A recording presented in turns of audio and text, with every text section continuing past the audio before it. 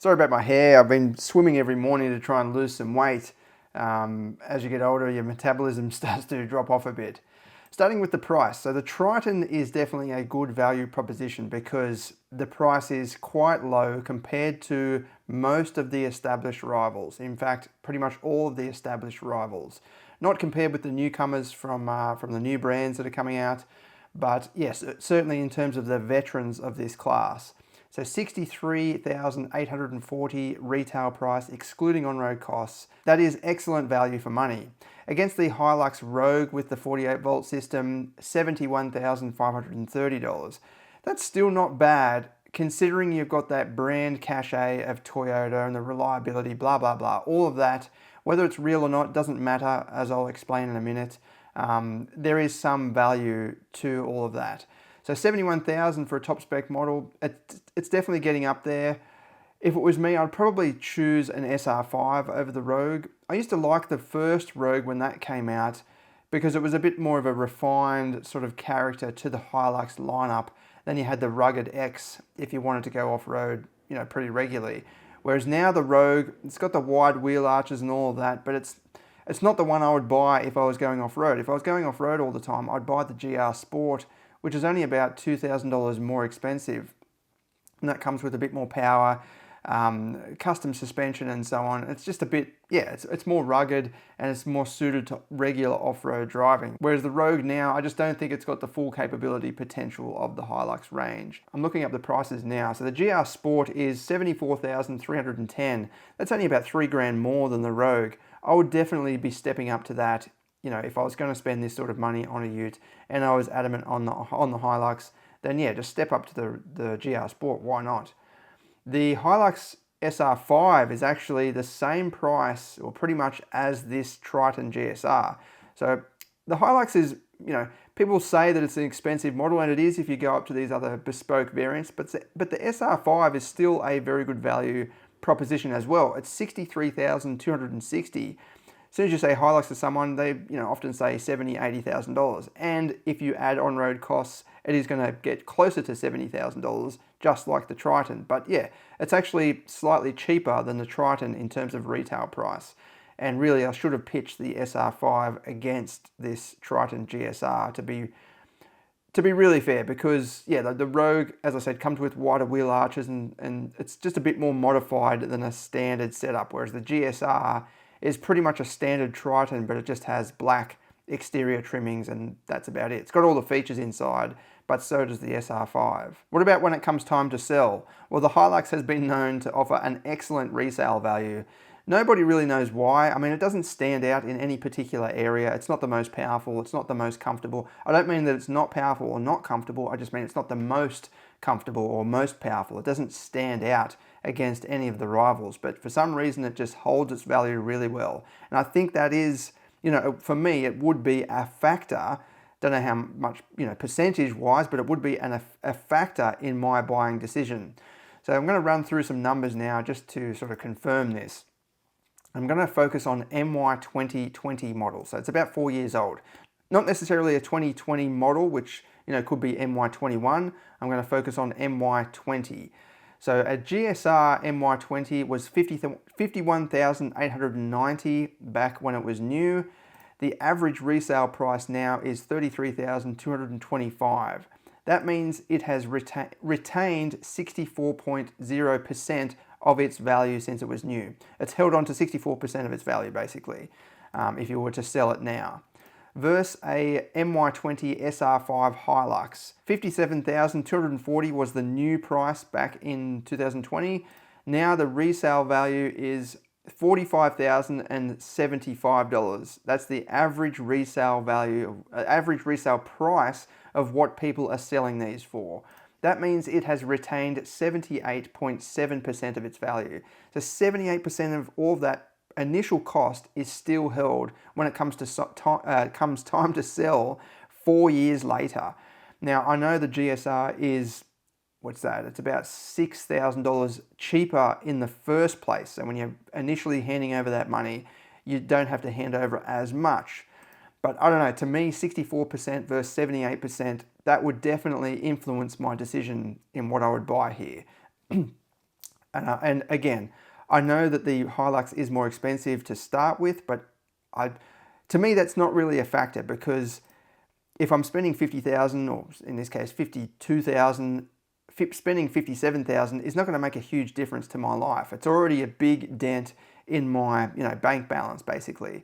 But at least at the end of 4 years, I'm going to get 78% of that back. And because the initial price is a little bit higher, I'm going to get more money back basically. Well, $45,000 back instead of $33,000 back. I think that makes a big difference, and I think that will help me buy my next car more so than having the lower price. But as you can see, whether you not agree with it, but understand why it has a better resale value or not, it doesn't really matter. The main thing is the HiLux at the moment does hold its value better than a Triton and pretty much any other ute in this specific class.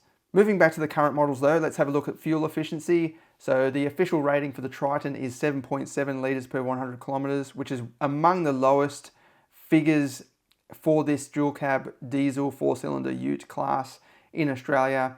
The HiLux is not far behind at 7.8 litres per 100 kilometres, but as I said, that does feature 48 volt mild hybrid technology.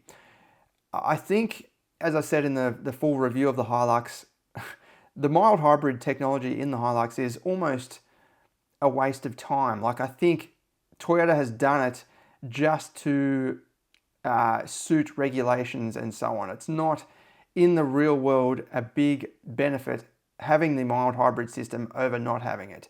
And I don't know, I think Toyota executives know this as well. They just did it purely to meet the standards, emission standards, bring down the average consumption of their entire fleet, like all brands have to do. So in the real world, if I could choose not to have it, I probably would, but going forward, all utes and all vehicles basically are going to have some form of electrification. So at least Toyota is jumping in there, getting some data going right now, while others, have to start catching up soon. Like the D-Max, for example, the Triton even, the Navara, they're all going to have to start catching up soon because they haven't even started, well, they don't have anything on the market now with electrified technology, whereas at least HiLux is started. The Triton has a 75 litre fuel tank, and that means an average range of 974 kilometres when you fill it up. So this is all theoretical on paper, versus 80 litre tank in the HiLux that spits out an average range of 1,025. So you are likely to get a bit further, not much, but a bit further in the HiLux compared with the Triton. Next up, what about towing? They're both rated at 3,500 kilograms maximum braked towing capacity, but the GCM makes this whole story very, very different. The Triton's GCM is 6,250 kilograms, while the HiLux's GCM, so that's the gross combination mass, that's the mass of the trailer, any passengers, cargo, everything. That's a maximum allowed weight, basically, of that vehicle, including towing something. The HiLux is just 5,850 kilograms. Now, the HiLux is heavier than the Triton, so straight away you can see what's going to happen here. 2,286 kilogram curb weight for the HiLux with the 48 volt system versus 2,170 kilograms for the curb weight of the Triton GSR. So if we take away the curb weight from the GCMs and a 3.5 ton towing capacity, if you are going to tow 3,500 kilograms, which you probably shouldn't do anyway, I wouldn't recommend that because it's too heavy for a vehicle of that size and weight. I would rather, tow 2.5 tons maybe at the max, and then get something bigger. Get a big Ram or a Chevy Silverado or something like that if you want to tow 3.5 tons or plus. But yeah, you're left with 580 kilograms of payload in the Triton after you minus the curb weight and the max towing from that GCM. And in the HiLux, you're left with 64 kilograms. 64 kilograms for passengers and any cargo. So if you are going to tow if you are going to tow 3.5 tons, the HiLux is pretty much out of the question. You cannot do it unless you weigh under 64 kilograms. But there's other things you've got to factor in as well, like tow ball weight and tow bar weight, even fuel in the tank and everything, although curb weight is full fuel. But yeah, 64 kilograms is absolutely nothing to play with. It's basically illegal to tow 3.5 tons in that vehicle, you might as well say. I think it's stupid that manufacturers are all aiming for this 3.5 ton magic number. I don't know where it's come from, but that seems to be what everyone wants. It's the maximum allowed for a passenger vehicle in Australia, or a normal passenger vehicle. It's not a heavy duty vehicle or anything like that. It's stupid. I think it's really dumb. I think the most important figure you need to look at is the GCM, and then start to calculate what you're going to be towing, because 580 kilograms is doable if you think about it. 3.5 ton trailer, you've got 3 passengers there maybe, and some cargo. 3 passengers easily, and some cargo. Then you're still going to be under that limit, whereas the HiLux is, not going to do that. And then lastly, before we get into the drag race, the engines. So the Triton has a new, or a very overhauled 2.4 litre twin turbo 4-cylinder diesel, 150 kilowatts, 470 newton meters, versus the HiLux, 2.8 turbo diesel 4-cylinder, 150 kilowatts and 500 newton meters with the mild hybrid tech.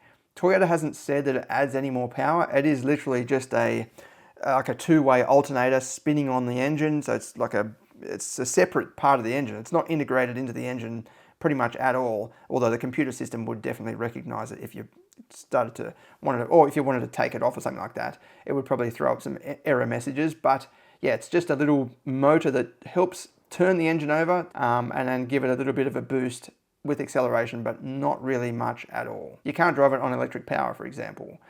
But going back to those weight figures, that means a power to weight ratio of 69 kilowatts per ton in the Triton versus 65 kilowatts per ton in the HiLux. So the Triton does have a better power to weight ratio, even though it is down on torque by 30 newton meters. It should be able to win this. Let's see how they go.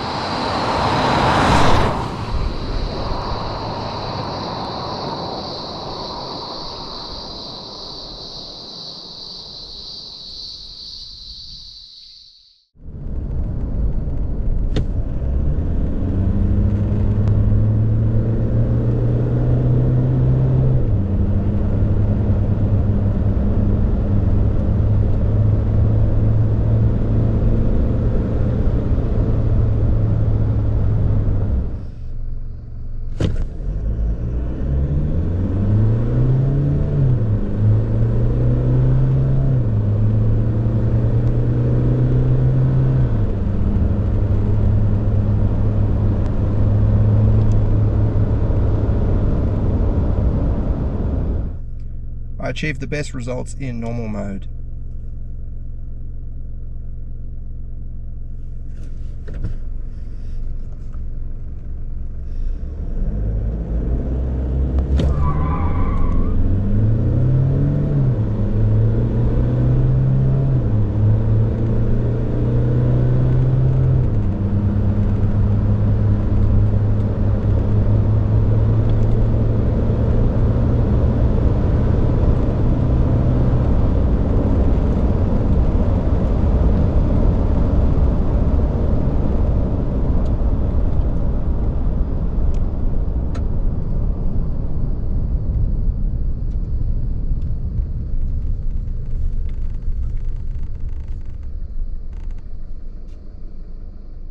there you go, very close finish there between these two.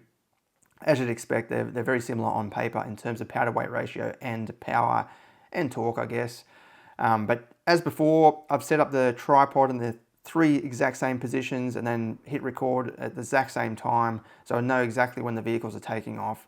That's what a drag race would look like if you had them both there. The only difference is it's a different day when I've done the recording, so weather would influence the results slightly as well. In terms of what I would buy out of these two vehicles, probably neither. I would go for a HiLux SR5 before I decided on one of these two specific variants. Because as I said, the Rogue doesn't make sense to me anymore. The GR Sport makes more sense if I'm after that kind of thing. And then the GSR Triton, I'd probably go back to the GLS Triton. That comes with pretty much everything as well, and it's just a little bit less expensive. But yeah, the HiLux SR5, holding its value like that really resonates well with me for this type of vehicle. This is not an emotional buy. I wouldn't buy this because, you know, I don't enjoy driving it around. It's just a HiLux or it's just a Triton. It's not that enjoyable in my opinion. I know some people like driving around utes. They give them a sense of confidence or something on the road. But for me, I would only buy a ute like this if I was going to fill the tray with stuff regularly. And I wouldn't even buy a ute if I was going to do towing because, as we saw, the leftover capacities there are not very good. The Triton does do a lot better though. So yeah, if I was doing regular towing, I would probably go with the D-Max or a Ranger V6 because the power and the torque increase with the V6 in particular just makes it a less effort when you're driving along. You don't have to be pushing the engine constantly. Whereas a little Triton, the little 2.4 in the Triton, I feel like you'd be pushing that a bit. And even the HiLux, well, the HiLux is out of the question anyway because of that GCM, for this particular variant anyway. Interesting times ahead though. We've got a lot of hybrid models coming, like the BYD Shark. I'm going to test that as soon as I can. It looks like it will be February or something like that. And then you've got GWM's got a new plug-in hybrid as well coming. And then Ford has a plug-in hybrid version of its Ranger. So all interesting options. I'm going to test these with the mindset of a traditional ute buyer. So one that loves the diesel, you know, loves getting their hands dirty and all that sort of stuff. Because I think that's the biggest portion of this market. Like the Shark appeals to me and it appeals to a lot of people, but I just don't know if buyers that have a Triton, have a D-Max, have a Ranger or a HiLux are going to make that switch. I don't think many will. I think it'll be interesting to see anyway, but yeah, I don't think many are going to jump across. Like the ability to charge your tools from the back, that's cool, but I feel like the sort of genuine workers and things that are using HiLuxes and Rangers to go to work and all that, they go to a work site. They don't plug their tools into the back of the vehicle. They're going to be plugging it into the power side. It's not, you know what I mean? Like it's just, but for camping and so on, it all makes sense and it all is very convenient and practical. But for that chunk of the majority chunk of buyers in this specific segment, I don't think that's not going to be appealing to them. And the whole charging business and all that, I don't think that's going to be appealing to them either. I think they just want to get in their car with their dirty boots and just go to work, you know, smash the interior and everything, and then just pretty much thrash the engine the whole time. They don't want to waste their time charging and all that sort of thing. I think these plug-in hybrids are becoming more lifestyle utes, which, as we've seen, is a very popular choice as well for families and so on. But the biggest portion of this market, I think, are just fleet workers and so on that don't give a crap about any of that. Let me know what you think in the comments below though. What would you choose out of these two specific variants, or would you go for a different variant or a different model line altogether? Thanks for watching.